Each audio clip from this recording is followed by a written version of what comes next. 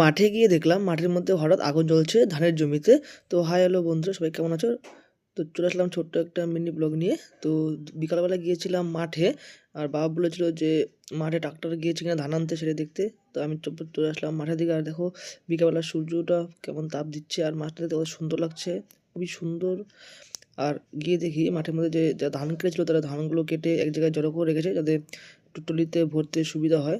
আর এই জমিটা আমাদের বাড়ির থেকে অনেকটাই দূরে, আর এই জমিতে বেশি খুব একটা যায় না, বাইরে যায়। তারপর দেখি যে মাঠের মাঝখানে আগুন দিয়েছে, আগুন না, খড়গুলোর মধ্যে জমি মালিক আগুন লাগিয়ে দিয়েছে, কিন্তু এটা মাটির পক্ষে অনেকটা ক্ষতিকর। তারপর আমি ট্রাক্টর আসেনি, আল ধরে চলে আসলাম আবার রাস্তার দিকে। আর রাস্তায় রয়েছে আমার বাইকটা। আর তোমরা কে কে ধান চাষ করেছো এবছর কমেন্ট করে জানিও। দেখতেই পাচ্ছ আমার একটা রাস্তা রয়েছে, আর এই জায়গাটা ট্রাক্টর ওঠানামা করে একদম অবস্থা একদম গর্ত গর্ত হয়ে গেছে, একদম যাতা অবস্থা হয়ে গিয়েছে। তারপরে আমি চলে আসলাম বাইকটা নিয়ে বাড়ির দিকে। আর তোমাদের ভিডিওটা কেমন লাগছে অবশ্যই কমেন্ট করে জানিও। আর তোমরা যদি আমার ভিডিওটা ইউটিউব থেকে দেখে থাকো তাহলে অবশ্যই চ্যানেলটা সাবস্ক্রাইব করে দিও, আর ভিডিও থেকে অবশ্যই বেশটা ফলো করে দিও, সাপোর্ট করো। Thank you.